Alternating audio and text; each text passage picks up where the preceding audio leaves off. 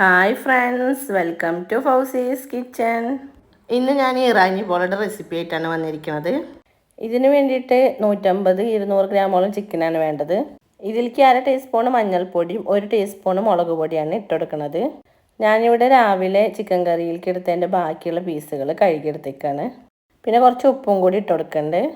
ഇനി ഇതെല്ലാം കൂടി നന്നായി മിക്സ് ചെയ്തെടുക്കണം. നല്ല കളർ കിട്ടാൻ വേണ്ടി കാശ്മീരി മുളക് പൊടിയാണ് ഞാനിവിടെ ഇട്ട് കൊടുത്തിരിക്കുന്നത്.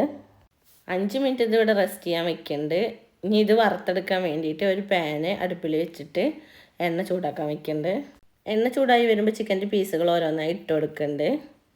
നല്ലോണം ഡ്രൈ ആയിട്ട് ഫ്രൈ ചെയ്യേണ്ട ആവശ്യമൊന്നുമില്ല, ചെറുതായിട്ടൊന്ന് ഫ്രൈ ചെയ്തെടുത്താൽ മതി. ഇനിയിപ്പോൾ ചിക്കൻ്റെ പീസുകൾ ഓരോന്നായിട്ട് മറിച്ചിട്ട് കൊടുക്കുന്നുണ്ട്.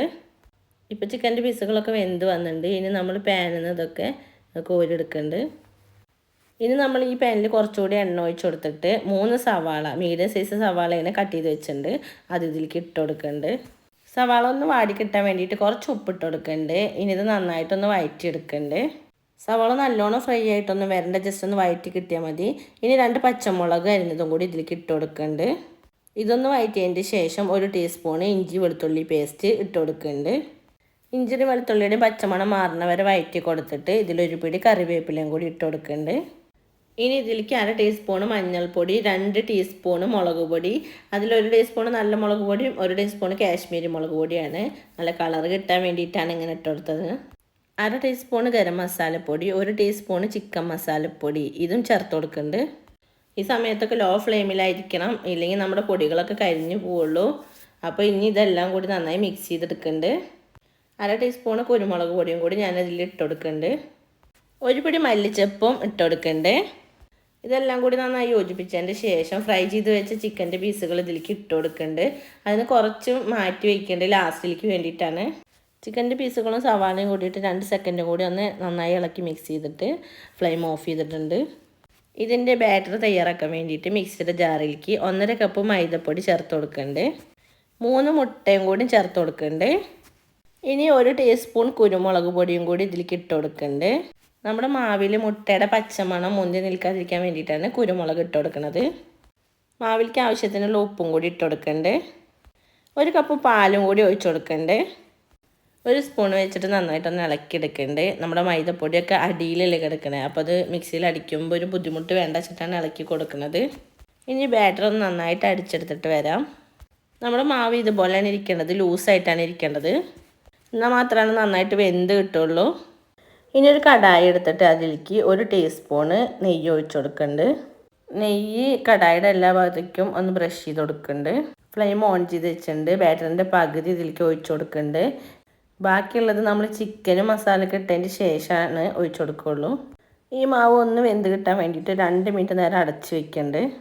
2 മിനിറ്റ് കഴിഞ്ഞ് തുറന്ന് നോക്കിയപ്പോൾ ജസ്റ്റ് ഒന്ന് ആയി വന്നിട്ടുണ്ട്. ആ മാവ് ഒന്ന് നന്നായിട്ട് കുക്കായില്ലെങ്കിലും ചെറുതായിട്ടൊന്ന് കുക്കായി വന്നിട്ടുണ്ട്. ഇനി നമ്മൾ ചിക്കൻ്റെ മസാല ഉണ്ടാക്കിയത് ഇതിൻ്റെ മുകളിലൂടെ ഒന്ന് ഇട്ട് കൊടുക്കണം. അത്യാവശ്യം മസാല ഇട്ട് കൊടുത്താൽ തന്നെ നമ്മുടെ പോള ടേസ്റ്റ് ഉണ്ടാവുള്ളൂ, ഇല്ലെങ്കിൽ കൂടുതൽ മാവാകുമ്പോൾ അത്ര ടേസ്റ്റ് ഉണ്ടാവില്ല. പിന്നെ നമ്മുടെ മസാലയിൽ നല്ല സ്പൈസി ആയിട്ടാണ് നമ്മൾ ഉണ്ടാക്കിയേക്കണത്, അത് ഒന്നുകൂടി ടേസ്റ്റ് കൂട്ടാൻ നല്ലതാണ്. ഞാനിവിടെ എല്ലാ ഭാഗത്തും ഫുള്ളായിട്ട് ഫില്ല് ചെയ്ത് കൊടുക്കുന്നുണ്ട്. ഇനി ഇതിൻ്റെ മുകളിലൂടെ ബാക്കിയുള്ള മാവും കൂടി ഒഴിച്ചു കൊടുക്കണം. ഫുള്ളായിട്ട് ഫില്ല് ചെയ്തിട്ട് തന്നെ ഒഴിച്ചു കൊടുക്കണം. ഈ സമയത്ത് നമ്മൾ മാറ്റി വെച്ച ചിക്കൻ്റെ പീസുകൾ മുകളിലൂടെ ഒന്ന് ഇട്ട് കൊടുക്കുന്നുണ്ട്. 2 തക്കാളി റൗണ്ടിൽ കട്ട് ചെയ്തിട്ട് അത് ഇതുപോലെ വെച്ച് കൊടുക്കുന്നുണ്ട്. പിന്നെ 2 ക്യാപ്സിക്കം കൂടി വെച്ച് കൊടുക്കുന്നുണ്ട്. കളർഫുള്ളാക്കാൻ വേണ്ടിയിട്ട് ക്യാപ്സിക്കത്തിൻ്റെ വേറെ കളറുകളൊക്കെ ഉണ്ടെങ്കിൽ നമുക്ക് ഇതുപോലെ വെച്ച് കൊടുക്കാം. അത് ഓരോരുത്തരുടെ ഇഷ്ടം പോലെ നമുക്ക് അത് ഡെക്കറേഷൻ ചെയ്തെടുക്കാം. ഇനി ഒരു സ്പൂൺ വെച്ചിട്ട് ഇതൊന്ന് പ്രസ് ചെയ്ത് കൊടുക്കുന്നുണ്ട്. ആ മാവിലൊന്ന് ചേർന്നിരിക്കാൻ വേണ്ടിയിട്ടാണ്. ഇനി ഇത് അടച്ച് വെച്ചിട്ട് 20 മിനിറ്റോളം കുക്ക് ചെയ്തെടുക്കണം. ലോ ഫ്ലെയിമിലാണ് വെച്ചിരിക്കുന്നത്. ഈ കടായിയുടെ അടിയിൽ ഞാനൊരു പഴയ നോൺ സ്റ്റിക്കിൻ്റെ ചട്ടി വെച്ചിട്ടുണ്ട്. അടിഭാഗം കരിയാതിരിക്കാൻ വേണ്ടിയിട്ടാണ് ഞാൻ അങ്ങനെ ചെയ്തത്. ഇപ്പോൾ 20 മിനിറ്റ് ആയിട്ട് നമുക്കൊന്ന് തുറന്ന് നോക്കാം. ഇപ്പോൾ നമ്മുടെ ഇതൊക്കെ വെന്ത് വന്നിട്ടുണ്ട്. സൈഡൊക്കെ അങ്ങനെ അടർന്നിട്ടാണ് നിൽക്കുന്നത്. എന്നാലും സൈഡ് ഒന്നുകൂടി ഞാൻ ഒന്ന് അടർത്തി കൊടുക്കുന്നുണ്ട്, ഫുള്ളായിട്ട് വിട്ടു പോരാൻ വേണ്ടിയിട്ടാണ്. ഒരു പാനിൽ നെയ്യ് തടവിയിട്ട് അതിലേക്ക് നമ്മളിത് കൊട്ടി കൊടുക്കുന്നുണ്ട്. മുകൾ ഭാഗം കൂടി ഒന്ന് കളർ കിട്ടാൻ വേണ്ടിയിട്ടാണ് ഇങ്ങനെ ചെയ്യണത്. ഇപ്പം മുകൾ ഭാഗമൊക്കെ കണ്ടില്ലേ, നല്ല കളറായിട്ട് വന്നിട്ടുണ്ട്. ഇപ്പോൾ തന്നെ നമ്മുടെ ഇറാനി പോള ഇവിടെ റെഡി ആയിരിക്കണു. നല്ല ടേസ്റ്റ് ഉണ്ട്. അപ്പോൾ എല്ലാവരും മസ്റ്റായിട്ട് ട്രൈ ചെയ്ത് നോക്കണം. ട്രൈ ചെയ്ത് നോക്കുന്ന സമയത്ത് ഫീഡ്ബാക്സൊക്കെ അറിയിക്കണേ. വീഡിയോ ഇഷ്ടപ്പെടുക സബ്സ്ക്രൈബ് ചെയ്ത് കൂടെ കാണുന്ന ബെൽ ബട്ടണിൽ ഓളൊന്ന് പ്രസ് ചെയ്യണേ. കൂടെ തന്നെ ലൈക്കും ഷെയറും ചെയ്യണേ. താങ്ക്